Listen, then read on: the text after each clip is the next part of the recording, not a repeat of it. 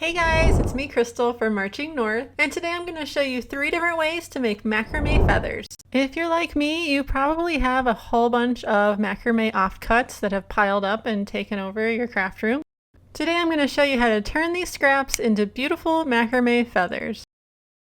So grab some of your scrap rope and get pieces that are about 9 to 11 inches long, but they don't have to be exact.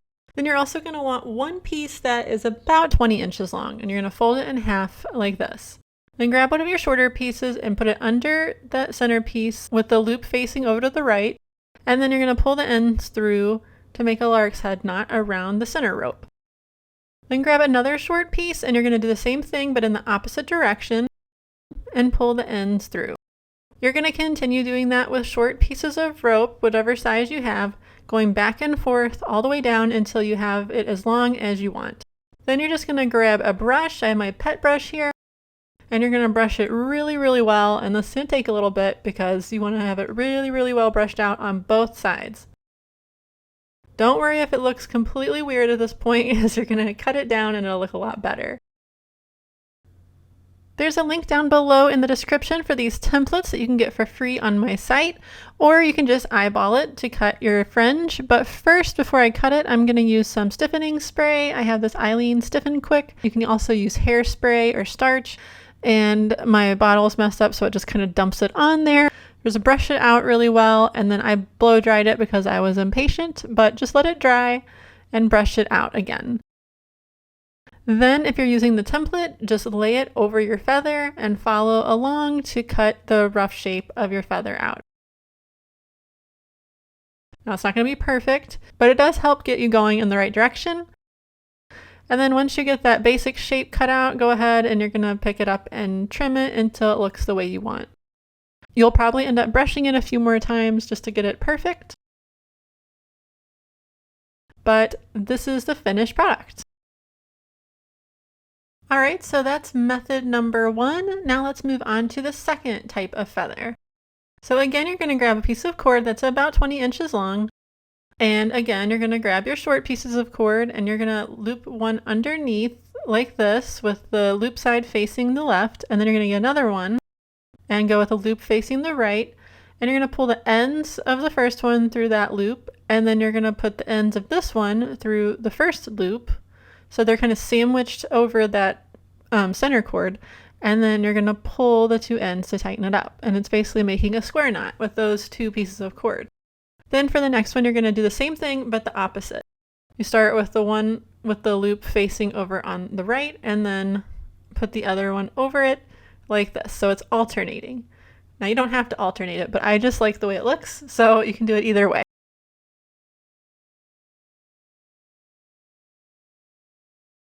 Once your feather's as long as you want, go ahead and grab your brush and some stiffening spray, and you're going to just brush it and cut it with a template or eyeball it, just like we did before. Alright, now for the third and final feather, I'm going to grab my cork board here, and I have 3 pieces of cord that are 44 inches long, and then I'm just harvesting this wooden ring from my scrap pile. And this is a 2-inch wooden ring, so you're going to want one of those. And then you'll want 16 pieces of cord that are about 10 inches long. You're going to attach the 3 longer pieces of cord to your wooden ring using a lark's head knot. Then you're going to pin your wooden ring down to your corkboard or tape it to your table.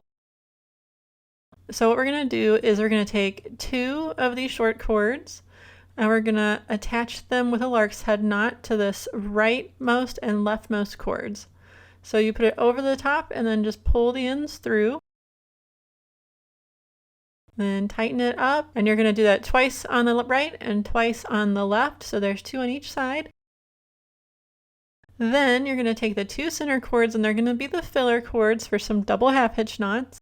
So you're going to take this left cord and you're going to go over and through and then tighten it up.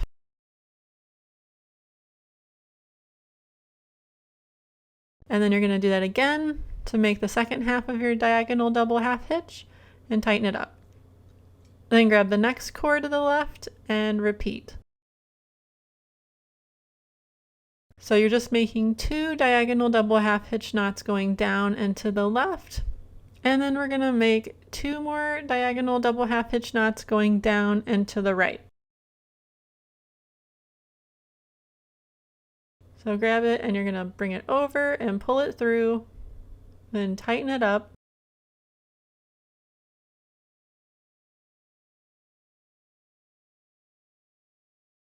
And then bring it over and through again and tighten it up. And then do the same thing with the rightmost cord.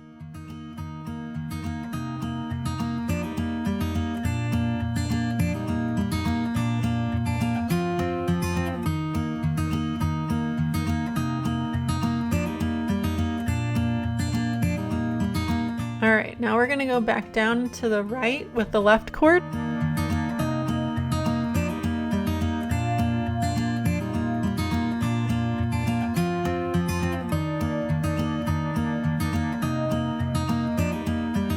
And then you're going to tie a double half hitch with the next cord going down to the right as well.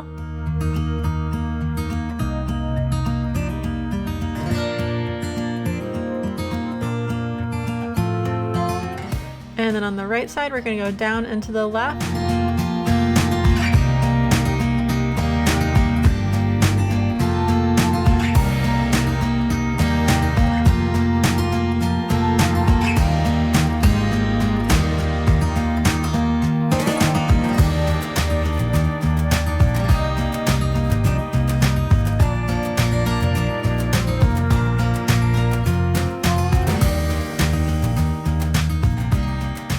Then you're going to take the 2 center cords and you're going to cross right over left and wrap the left cord up and over to tie the last double half hitch knot going down and to the left to connect the diamond.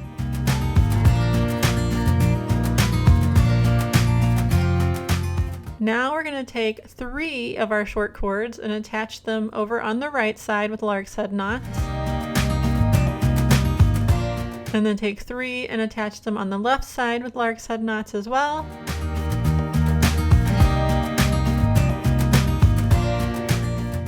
And then we're going to make the diamond shape again.